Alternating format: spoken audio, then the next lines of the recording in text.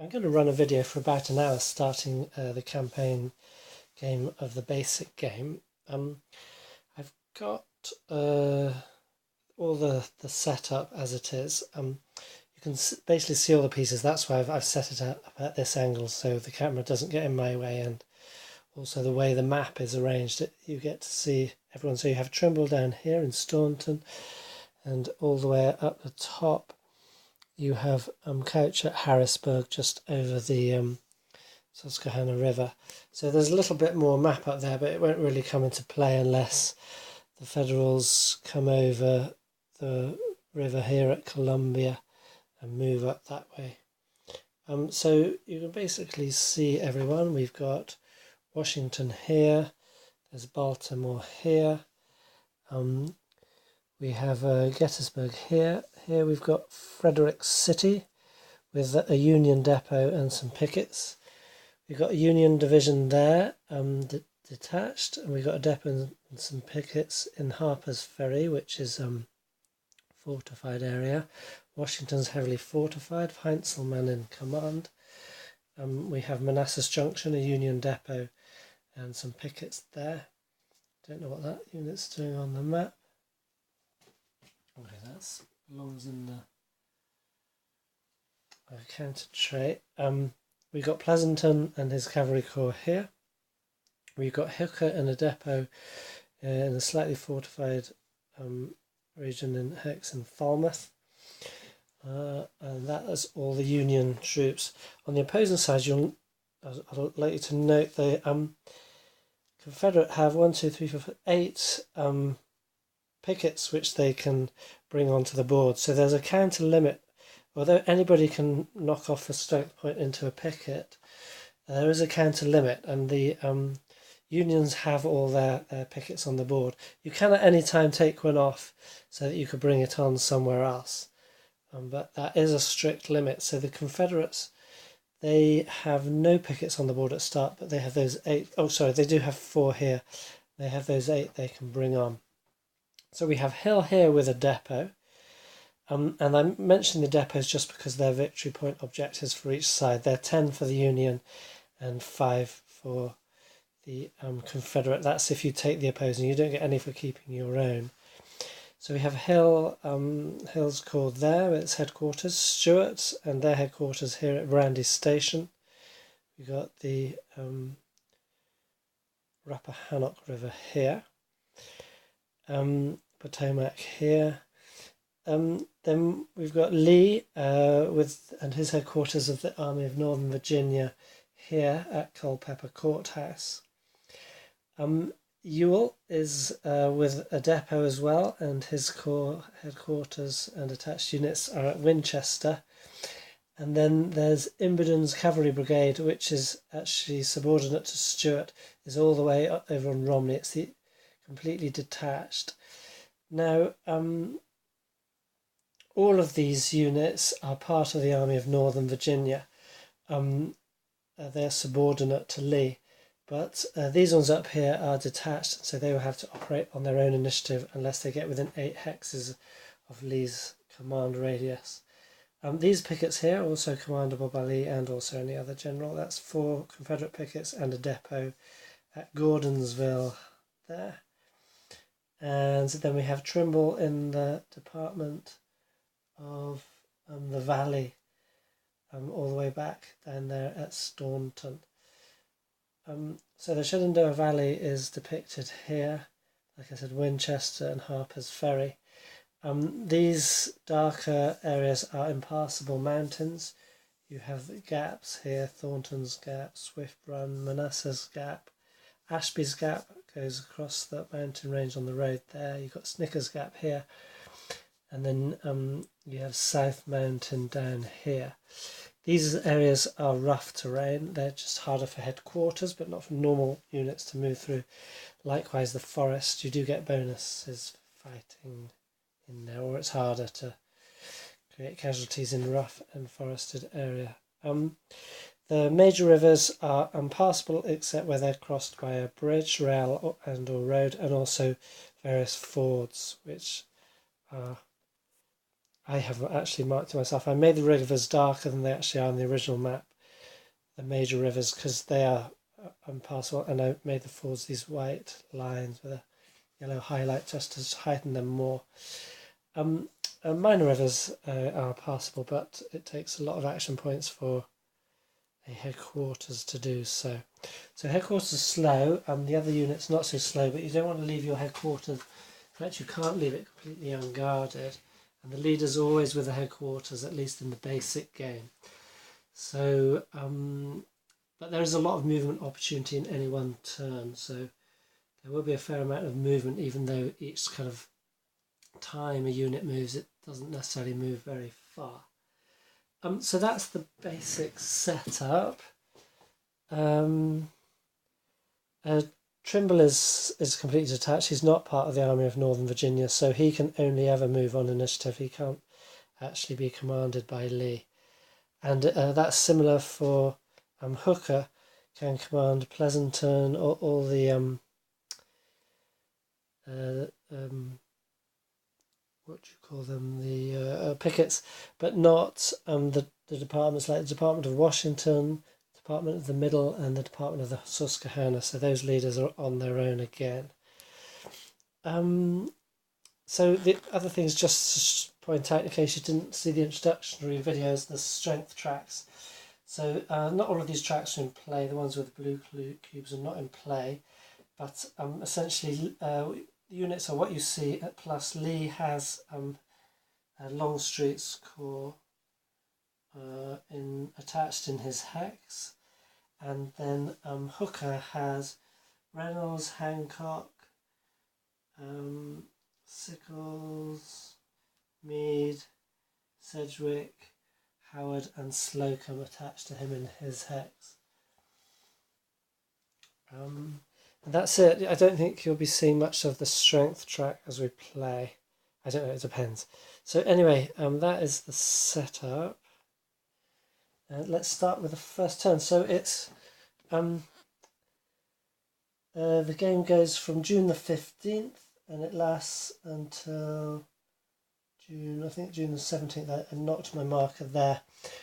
Each game turn in the basic game is 2 days long, so in the advanced game each turn is 1 day long. So it's actually from here all the way along to here is 22 game turns. There's a marker here to remind me that after that point Trimble can be brought on into Lee's army, and you put another leader down here because he, at special request to Lee, he didn't want to miss any fight, so he was allowed to leave his department and come up to the front lines, as it were. Then there's another marker here to remind me that the Confederates have to be ahead by 25 victory points at this point, or the game goes to the Union. The last time I played the campaign game, that was what happened. They had, I think, 20 or 21 victory points. They didn't quite make it. So I'm going to have to work more impressively as the Confederates in this game. So the first game turn starts the first phase, which is initiative, and here Lee decides if he or Hooker is going to go first. And essentially at this point, often I find out I'm waiting to see what Hooker's going to do, then I'll go another way kind of thing as Lee. But at this point, the major considerations, you don't really want Pleasanton to surprise Stuart, because he could inflict a nasty blow on him. I haven't actually counted it all out, but let me see. Pleasanton's got 3 brigades at 6, 18 and 1 at 8, so what's that, 26 strength points of cavalry. Oh, they're closer than I thought, and Stuart's got 5 brigades at 4, that's 20, and then 1 at... No, they're all at 4, aren't they? So that's 24, so they're fairly equal, but so actually they are just going to dance around each other. So I think we will let the Union go first, because essentially they're not going to probably do much because they're waiting to see where we go. So that'll stymie them a bit. Now we go to the movement phase, and so now Hooker has to start spending action points if he so wishes. Now if he moves out here, he's going to leave the depot behind for Hill to pick up. That's really inevitable. The only question is he going to fall back towards Washington, or is he going to move out towards Warrenton? And you know, you can understand that his plan might have been to try and cut Lee off, but we know that Lee's got fast enough that he won't be able to do that. He just has to follow in his footsteps. So in terms of the game, it is really a question. You know, Lee's aiming to get up here, and this is probably a quicker route than travelling up through a more wiggledy route here. So the only question is, do you think you might have a chance of snapping up Ewell or a detached division there? And I think what I'll do, because last time I had Hooker go up here, just for that case, I'm going to have him go this way, which he did go in my first 2 games. 2 or 3. I just think that's slightly more interesting. So yeah, I am going to have Hooker move. So he activates himself. In fact, the army leaders are always activated. He has 10 activation points. That costs him 1 to activate to move. And because he's following his headquarters, he's only going to be moving 1. Just to note, again, if you didn't see the introduction on the map, and let's just zoom in a little bit just to get the action there. On the map, these units would normally be revealed like that. So we just know there's an army headquarters here and there's one here. We don't know the leader underneath. We don't know the leader's strengths or anything else. So this is how it normally would be on the map. I just place it this way around because we do need, I'm playing solo and we do need the leader's qualities for certain game interactions. So Hooker moves 1, leaving Falmouth and his depot behind.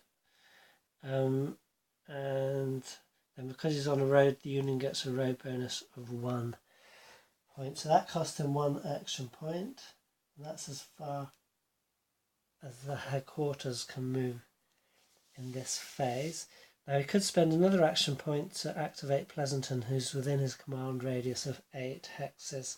He could also activate these, but these ones here up that way are too far away. So the ones up here.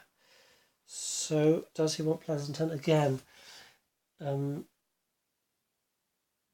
Pleasanton's more or less got to accidentally catch Stuart, but what we really want is for Pleasanton to move up here. So again, 1, 2, and 1 action point off Hooker to activate Pleasanton, and then Pleasanton has 1,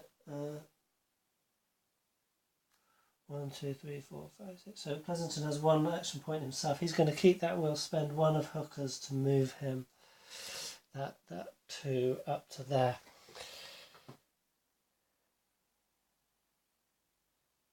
And another one for activating one of these pickets. 1, 2, 3, 4.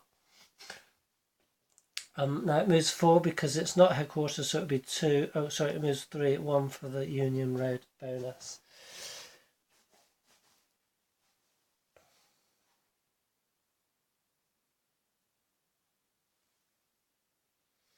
Now I could have broken the picket. I could have demolished it from there, broken it off from here, so moved it further up here or further down that way.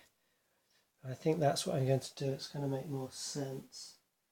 So Pleasanton loses a strength point. So overall we've lost 1 strength point, but I think the movement is important.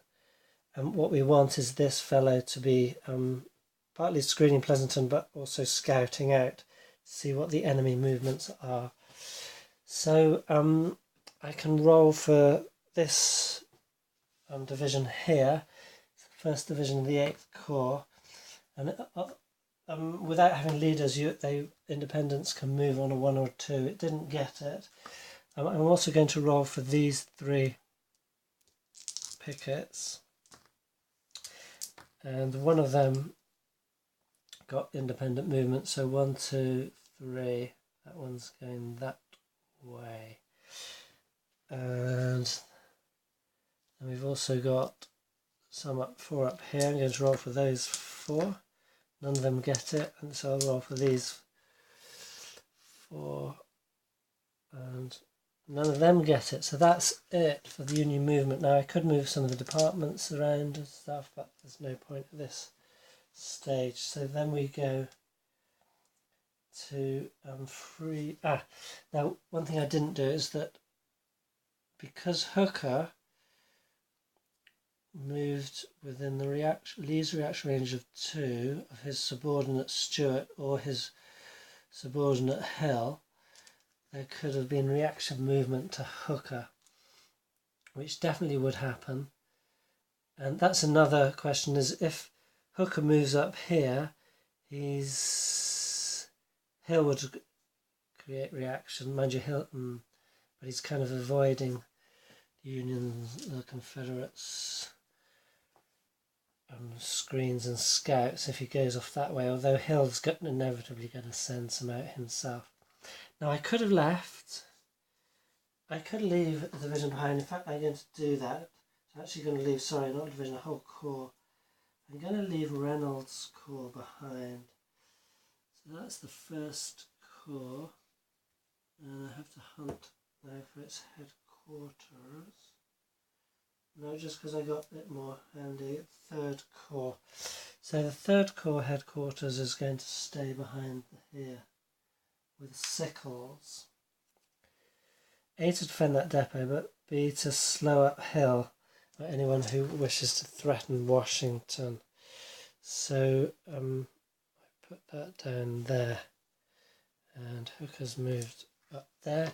So then we have a reaction from Lee, because he's within 2 of either of those subordinates, his movement. So Lee's going to get to move.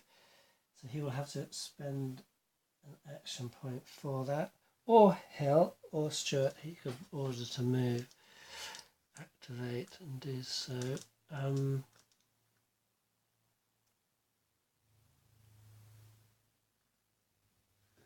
think at this point we want Lee taking that movement. So Lee's headquarters moves 1, but the Confederates get a road bonus of 2. Now, we're moving it on a road bridge, so that's not an extra action point cost. Just check that. That's headquarters crossing bridge. That's an extra action point cost. You can't actually do that in the reaction, because that's a reaction phase. So he'll have to just move that far, because you can only spend 1 action point. It costs an extra action point to move a headquarters over a bridge. Okay, so you see that's Hooker's movement, and Lee also got to move 2. Then we go to the next movement phase. So the Union have finished moving all of theirs. It's a free reaction phase. So the same as that reaction. I would have rolled for Lee, but his initiative value is 7, so that's automatic that he would get the chance to react. And now on this free reaction, anyone can move. And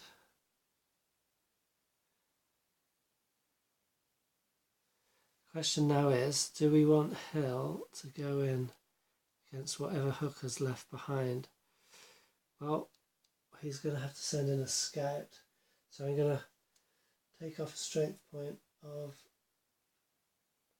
Pender's division. That generates a scout down here for 1 action point. Sorry, it's free reaction. So Hill's still in Lee's.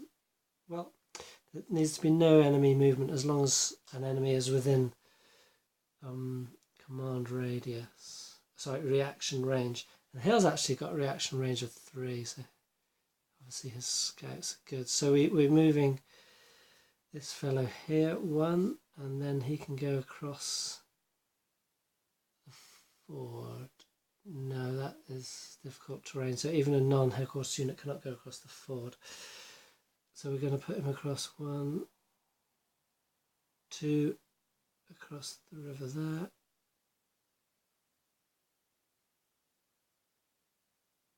And then 3 into the union hex there, which initiates a contact routine. So we stop all other movement, which we don't have right now, and each player will reveal their face-up size of their unit. So the Union now sees that that is just a Confederate picket, but the Confederates see that we've got a 3rd Corps headquarters and sickles there. So in the basic game, essentially the leaders and the headquarters stay together. So now we have cavalry withdrawal steps. So the moving fellow goes first, so he can withdraw 1 hex. On a 1 to 5, it costs no action points to do that. And that is in fact what we're going to do. We saw what we wanted to see. We're up against a whole corps there. And we got a roll of 5. Is there cavalry on Sickles' corps? No, so that is successful withdrawal.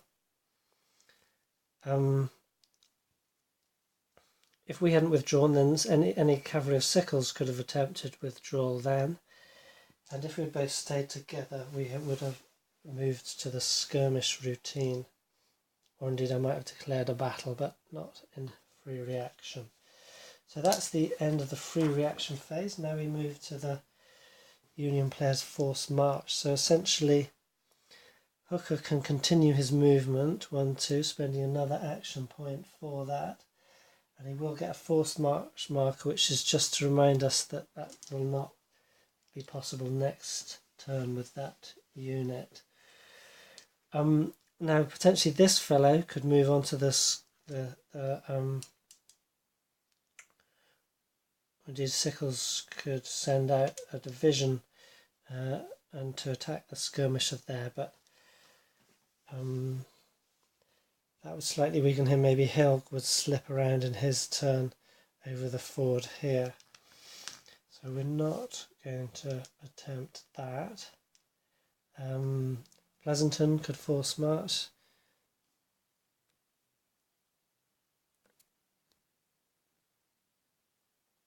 Indeed, I'm going to move 1, 2 by road here, so he's also force marched.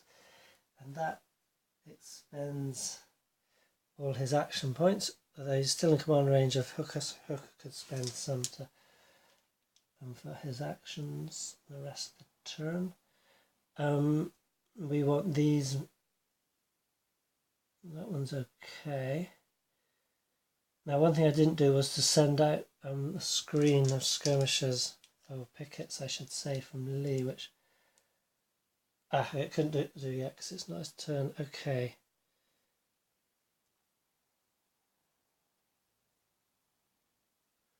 One, 2. Okay, I'm moving that one there. Action point from Hooker. Staying on the other side of the river. And this one, 1, 2, 3, 4. So that one's overtaking.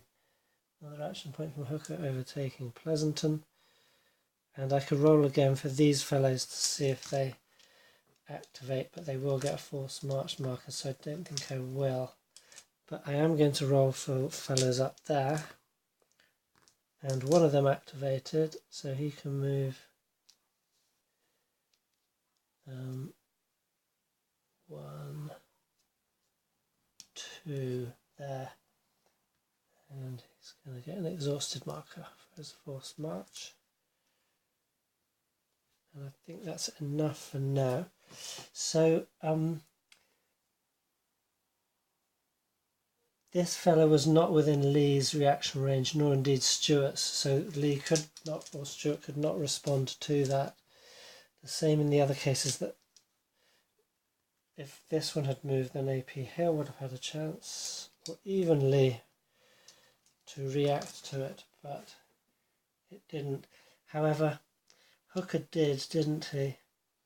And that's within the reaction range of Lee, and Stuart, from Stuart, his subordinate. So Lee could, and he will, spend another action point and in fact move himself. No, because of the because of the river. So he's going to instead move. He could have moved without his headquarters. Instead, he's going to move Stuart 1 hex. Okay. So the end of the forced march phase. Then there's the battle phase. There's nobody in the same hex, so there will be no battle.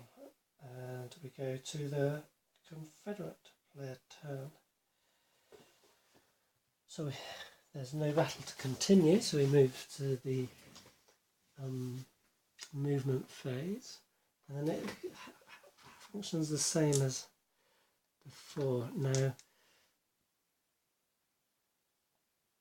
we want to move Lee up here, Stuart I think up here, to shadow Hooker. I'm not sure what to do with Hill, because really he wants to come round, I think, because if Hill leaves that depot, the Union fellow will get 10 points for it. However, we probably want Lee, I haven't done it in the other games, but to get Lee to get Hill, sorry, to join up with Lee at some point, so I feel we should move him out. So he's still within range to be activated by Lee, so Lee spends a point, Hill is activated, and he has 3 action points himself, which he's going to spend to move 1, 2, and then 3. That's dangerous, because if Hooker decides to spin back, 1, 2, 3, could have been destroyed by him. Okay, so he's not going over any bridges or anything, so that's just a straight 1 point cost. I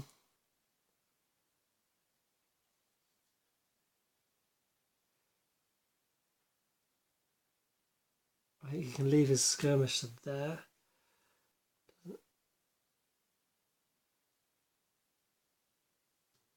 No, he might as well bring him back here, a bit more protected.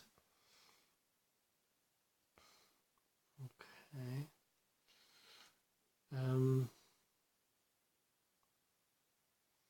Now Lee should activate Stuart.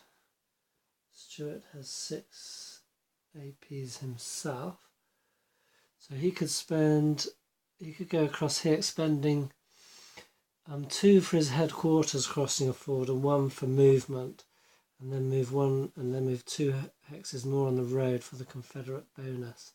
That cost him 4 APs. 1, 2, 3, 4. Now, because he did that moved here in contact range of Hooker, or indeed of the picket there, Hooker can perform a reaction. He's going to take that opportunity, and so he spends an action point, and he's going to move himself and his headquarters slowly up there. So even though he's forced marched, he can still move in reaction. You can't react to react, so Stuart doesn't get to react to his reaction. That obviously wouldn't make sense. You might be thinking, which did occur to me when I was first doing this, it's kind of weird. It's kind of like, okay, so I move and that lets my enemy move. So the more I move, the further I get, but then the more my opponent moves, and so the quicker he gets. So maybe I should just stay still, and then he's not going to move so far. And there is that is to be said with the way the reaction moves function in this game. However, as I mentioned in the introduction, it makes sense to me in the fact that when you don't know where your enemy is or where he's moving, you're moving more cautiously and slowly. But as soon as, for example, Hooker saw Stuart's movement, he's like, I know there's a force there. So, and perhaps you could, by collateral, you could say, so that gives him some indication of where Lee is as well. And of course, AP Hill informing these fellows. So he knows where his enemy is, so he can move a bit faster. He doesn't need to be quite so cautious. At least that's how I rationalised it to myself. I don't know if that was the intention of the rule.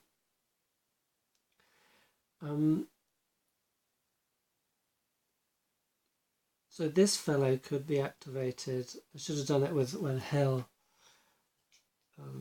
moves, but he wouldn't be able to cross, and really he wants to cross the ford there.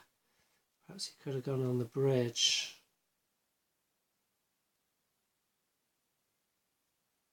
Yes.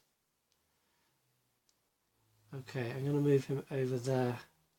So a bit backtracking a bit. So in reaction,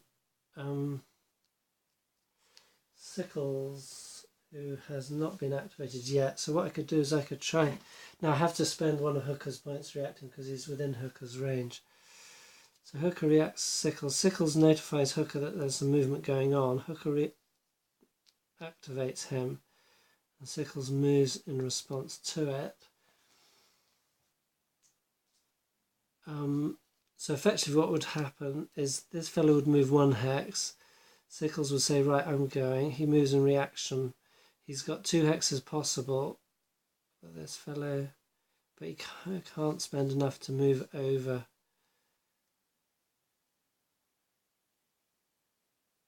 the bridge. So he's going to have to stop there. Okay, so that's essentially what happens there.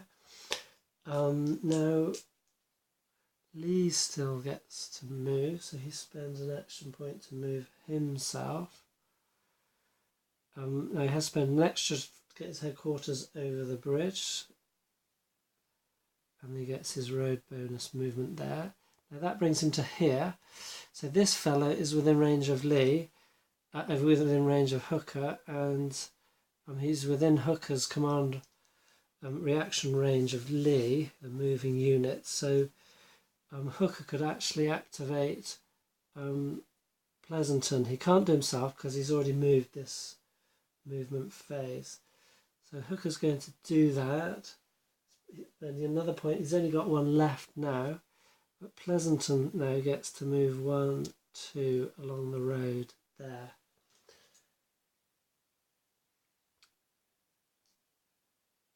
And there's only 1 reaction allowed per movement. Any movement, otherwise I was considering activating that. I'm moving that picket. So now I do think we will get you all to try and go to take Harper's Ferry, which I haven't done before. In fact, I had an abortive attack against the division, which had managed to get itself into there. Maybe you all can get up there before that division can activate itself, or get within range of Hooker.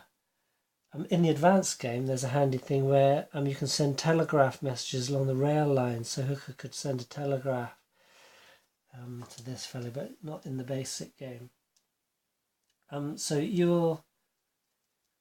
he's now within Lee's range, so Lee could spend 1 more point. He's now got only 1 point of himself to activate Yor, who gets 3 activation points of his own. He's going to use 1 of those to move himself. And maybe he doesn't need to bring his headquarters. He would have to leave a division behind though, so there's not much. Then Pleasanton, that would mean Pleasanton would have to take some time taking Winchester. Yes, I'm going to make a bit more of a variable, interesting game of it than I did before. So he's going to leave behind Rhodes, which means he effectively, and I think Jenkins cavalry, and so that effectively means he has to spend 2 action points to move out Johnson and Lee. Johnson and Early on their own. Now I just need to find their counters because they use an on-map counter. So here's Johnson and Early. Now they can move 2, so they move faster without the headquarters, and then 2 more. That's 4. Now they are entering that enemy hex. So we go to that contract routine, and none of them are cavalry. So then basically we see what's happening, and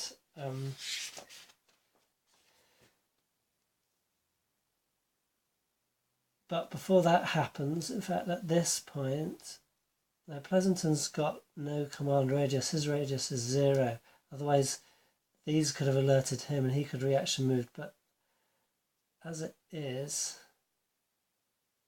now there's no leader here, so they can't, so that picket can't actually do anything. He was going to be useful later. So, though, can the picket activate itself in reaction? Potentially. Okay, and it's only leaders who can attempt reaction. So, for example, Pleasanton, if he could get the reaction. He might be able to move that unit or this one, but he doesn't have the range for it anyway. So, that picket is going to be engulfed by these moving divisions. So there's no withdrawal from either side. So now the moving unit decides if he's initiating a skirmish or a battle. If he declines, then it goes to the occupying unit to decide. And if both decline, then we just continue to the movement. So if they had movement left, they could keep moving. Each hex is 5 miles across, so they sort of would see each other but decline to do anything about it. But in fact, Rhodes, let's say, wants Early or Johnson want a skirmish that, so we would now go straight to the skirmish phase. Now, because it's happening in movement, I think that's actually going to cost an action point.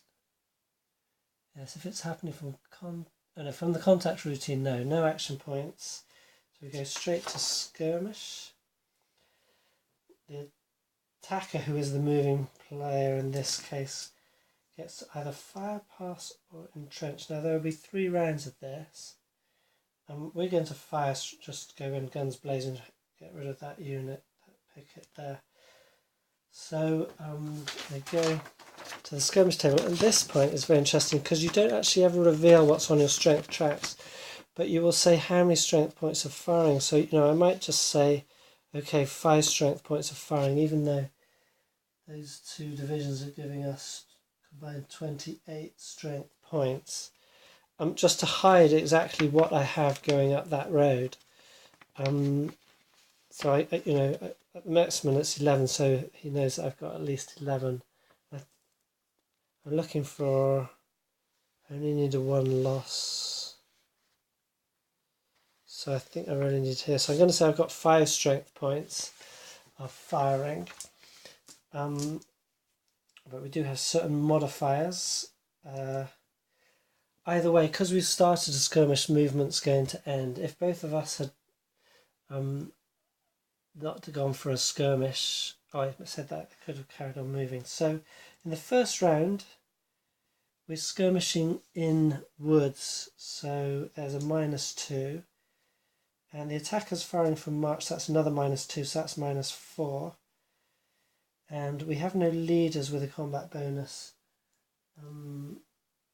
I think in the advanced game we would, because they would have leader counters too. We're not firing an opponent attempt to draw. No, okay, so we just have a -4, so I should have probably gone on a higher column. I rolled a 3.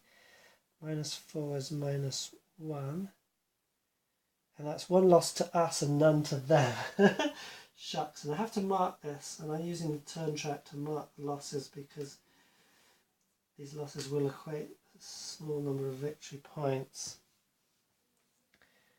Small but not insignificant, depending on how much the battles. So that was the attacker. Now the defender gets to fire, pass or entrench. And after that they would get a chance to withdraw. So I think they're going to fire. They might as well, because if they entrench, they're not going to last that long, are they? But they might do another loss. Yeah, okay, so they're going to try and entrench. So,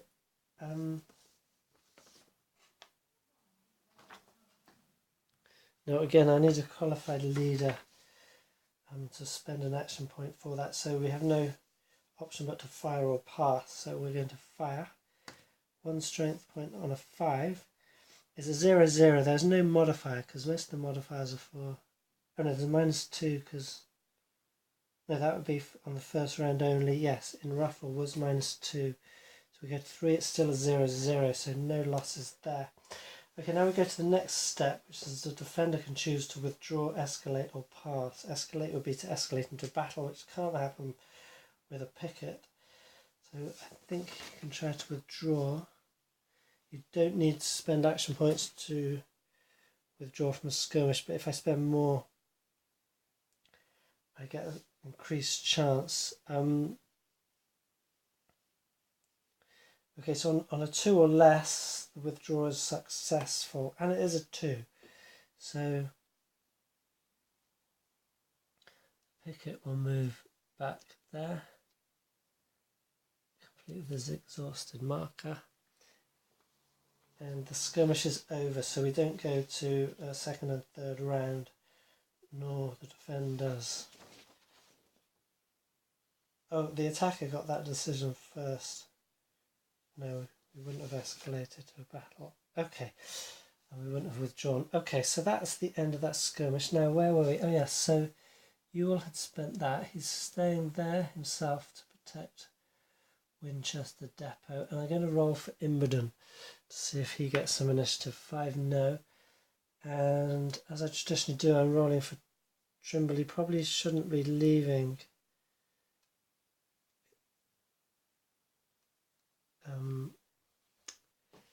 Because he's stuck down here. That is 10 victory points to the Union if they manage to get that far. So he should probably, there's only 4 strength points in the Department Valley, he should probably stay there with it. So yeah, no, I'm just going to leave him there. Okay,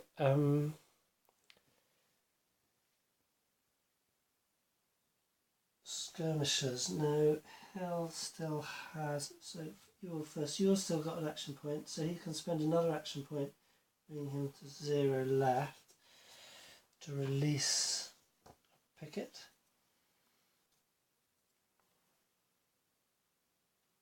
He doesn't have enough to order it to move, but at least he's got it there. Now Hill's got 2 action points left. He could move, but it would cost 3 to bring his headquarters over. Oh yeah, no, he doesn't want to go over the bridges, he wants to follow Lee, so he's going to spend an action point just to move, and another one to release another picket. Okay, so he gets 1.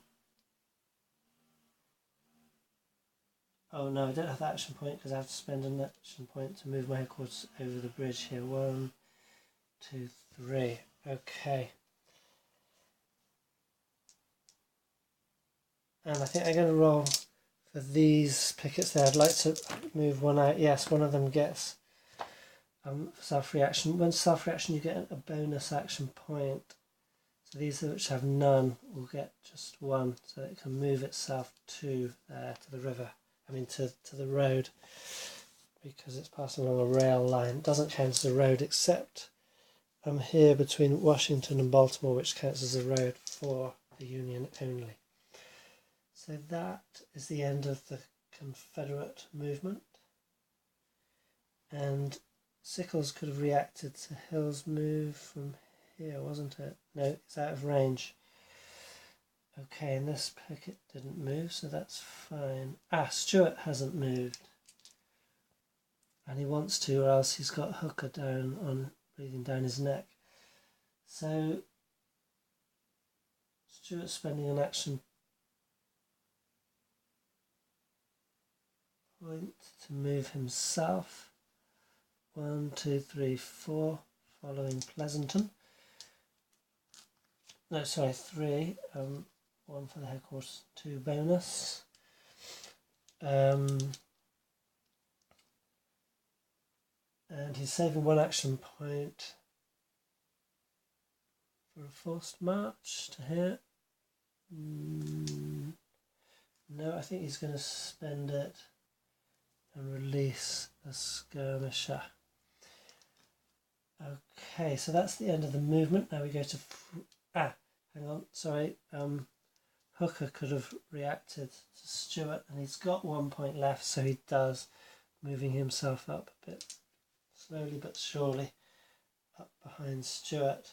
Now we go to free reaction, and this is interesting because Hooker can free react himself if he wants. That would get him in Stuart's hex, but with Nert's cavalry they're probably going to be able to withdraw. But I do really want to be moving Hooker as fast as possible because we've got Lee moving up around there. So I'm going to be doing that. So free reaction, I could have moved anyone who's within reaction range of a enemy unit. Or my other option is this fellow, because no, there's no leader within range there. So it's either realistically in this situation either Pleasanton or Hooker. I think I need to get Hooker there quicker, so I'm going to move Hooker in the free reaction too. Because in reaction you can only spend 1 action point, he can't declare a battle. He could have escalated straight to a battle if we stay together in contact. So it will be a skirmish at most, but that could potentially escalate by accident to a battle. So the contact routine, we know what each other has there. Then the cavalry withdraw. Now, so we're 1 to 5, Stuart's going to be able to withdraw. But yeah, and Pleasanton's got all the cavalry except for there's 1 cavalry here outside Washington, Stahl's cavalry division. So on a 1 to 5, Stuart gets to withdraw, and he rolls a 6. So somehow he's surprised, and the whole army of the Potomac descends upon him. So now the moving player may announce he's initiating a skirmish or battle. We don't have the action points for the battle, so we do have to take just a skirmish. But Hooker's quite happy with that. So he gets to fire first. Now he's not going to entrench, he's going to hang straight up with 11 plus strength points declared. Now it's not rough or woods, but he is firing from march, and he does get to add his combat bonus, which for Hooker is marked on the map, is actually, no sorry, it's on the off map one, is actually 7, which isn't bad. So I rolled a 2, -2 for the march, so 0 plus 7 is 7. But the fire is exhausted because they're coming from a long march, aren't they? That's another -2, so we're on 5. Opponent attempts to draw and failed. We move 4 columns to the right. We're already at the maximum, so that didn't cost anything.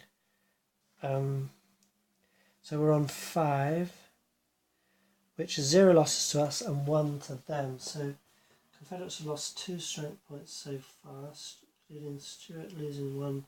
I'm going to take it off Robert's brigade there. You can distribute losses as you like, but you cannot completely destroy 1 unit before all the others have taken at least 1 point. Distributing losses on your strength tracks, that is, as if you have various different units. So now the defender gets to fire, pass or entrench.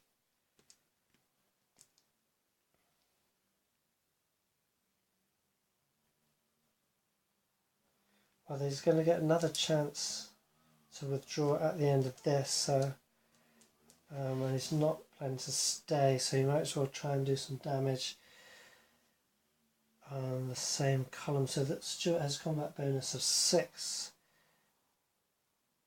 and so we don't get any minuses, so it's just 6 plus 6, so we actually do 2 points in return.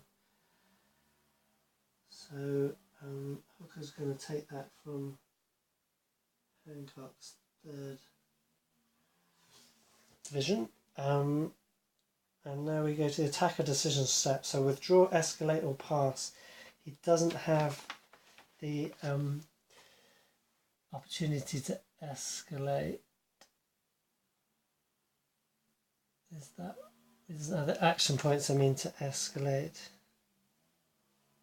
Yeah, it has to be 2 action points and you need a divisional size or larger unit. It doesn't have the action points. The defender can try and withdraw. That's Confederate withdrawing from a skirmish. And per cavalry brigade or division in the withdrawing force -1. And I've got 5 there. So that's definitely going to be able to withdraw. Don't even need to roll. So Stuart withdraws after being a round of skirmishing, being caught by surprise by Hooker. It's exciting stuff. Okay. And that was Hooker's reaction move and free reaction. So now we move to the forced march. So at this point, Stuart could potentially force march and engage Pleasanton.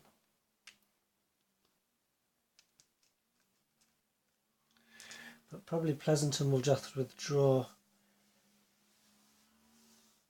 over. But can he withdraw over the bridge? No. I believe not, because the withdrawal has to be 1 action point only. Let me check. Okay. Yes.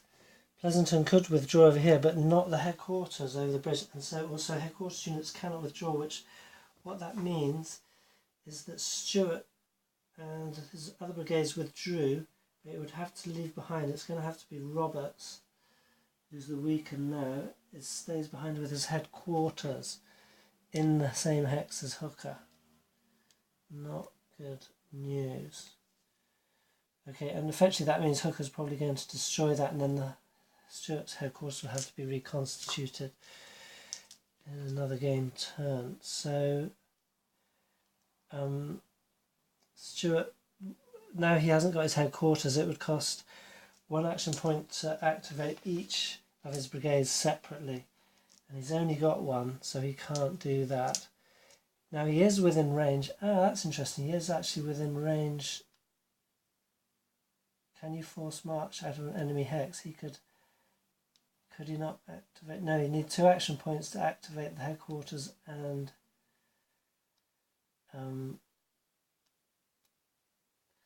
Robert's brigade with it, and he doesn't have that, so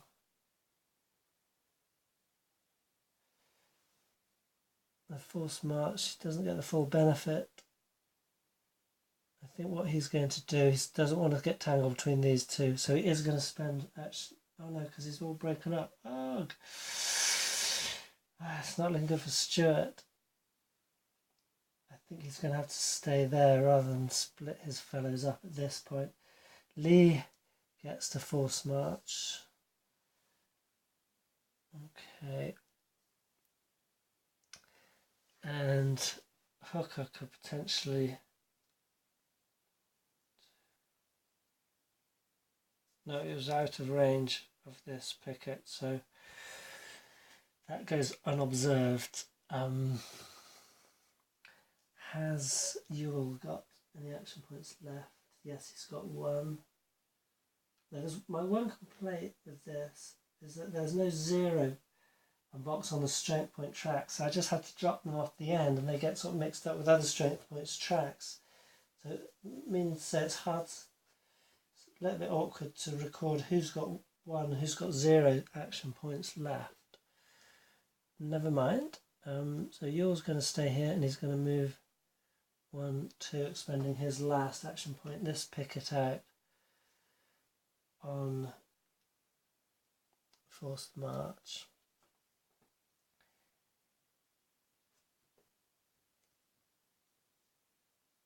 Pleasanton could potentially react to that, but not drag his headquarters off. I don't want to get things too complicated, breaking stuff down.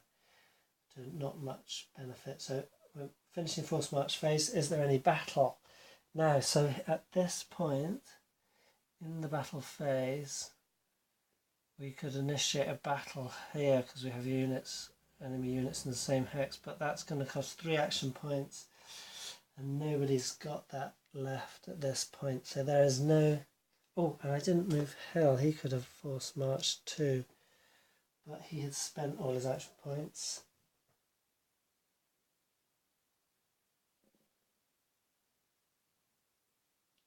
Okay, so I could though roll for Imboden, but no activation. Okay, so no battle, and that is the end of the first turn. No, sorry, it's the end of the player turns. Now we go to the game interface, starting with the Union Politics segment. Now what this means, we roll on the politics table and could get Union or Confederate victory points because of that. If Hooker had any action points left, he would have spent time in political engagements less than military ones, and so he could gain a benefit on this. I don't know, maybe writing letters justifying his position instead of actually doing something. But as it happens, I roll a 2. We don't have any modifiers, so it's a straight 2, gives us 4 Confederate victory points. And I've got these markers here to remind me. If I roll a modified 3 or less, we replace Hooker as commander, and if it's an unmodified 1, he gets replaced. So if I roll